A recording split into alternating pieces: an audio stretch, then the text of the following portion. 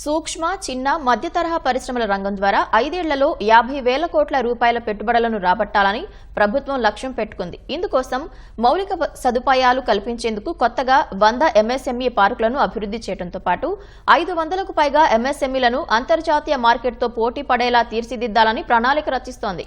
అధికారులు ప్రతిపాదించిన ముసాయిదా పాలసీపై సీఎం చంద్రబాబు సమీక్షించారు. మేడ్ ఇన్ ఆంధ్ర పేరిట ఎంఎస్ఎంఈల ఉత్పత్తులకు బ్రాండ్ ఇమేజ్ తీసుకొచ్చి అంతర్జాతీయ స్థాయిలో పోటీ పడాలని కూటమి ప్రభుత్వం యోచిస్తోంది.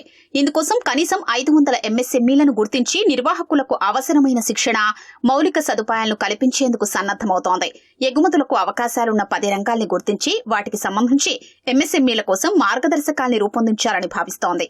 ఇందులో భాగంగా ఉత్పత్తుల విక్రయాల ప్రదర్శనలు, జాతీయ, అంతర్జాతీయ స్థాయిలో ఈ-కామర్స్ ఎక్స్పోర్ట్ కు అనుసంధానం, బిజినెస్ డెవలప్మెంట్ సర్వీస్ ప్రొవైడర్ వంటి అంశాల్లో సహకరించాలని భావిస్తోంది. గ్లోబల్ ట్రేడ్ ఫెసిలిటేషన్ కల్పించేందుకు వీలుగా విశాఖపట్నం, అమరావతి, తిరుపతిల్లో 3 కేంద్రాల్ని ఏర్పాటు చేయాలని యోచిస్తోంది. అధికారులు ప్రతిపాదించిన ముసాయిదా పాలసీ విధి విధానాలపై ముఖ్యమంత్రి చంద్రబాబు కొన్ని కీలక మార్పుల్ని సూచించారు.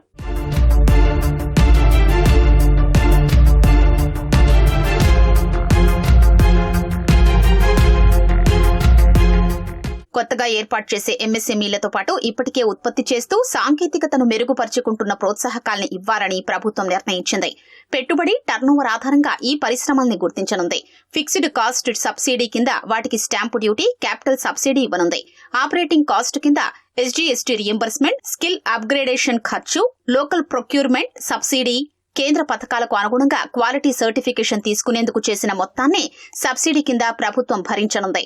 విద్యుత్ ఛార్జీల రాయితీ యూనిట్కు రూపాయి ఇవ్వనుంది.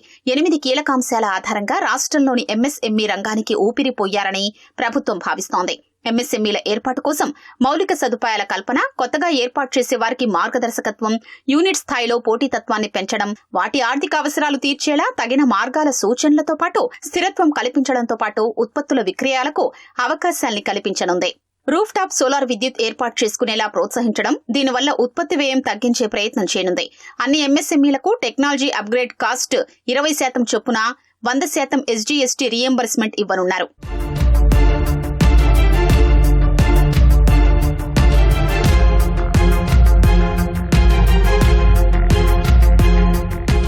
ఒక కుటుంబంలో ఒక పారిశ్రామికవేత్త నినాదంతో ముందుకు సాగాలని ముఖ్యమంత్రి చంద్రబాబు సూచించారు.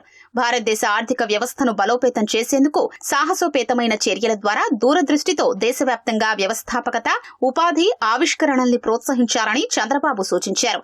1,75,000 ఉద్యోగాల కల్పన లక్ష్యంలో భాగంగా ప్రతి నియోజకవర్గంలో 1 చొప్పున 175 మైక్రో పార్కుల్ని ఏర్పాటు చేయాలని ఆదేశించారు.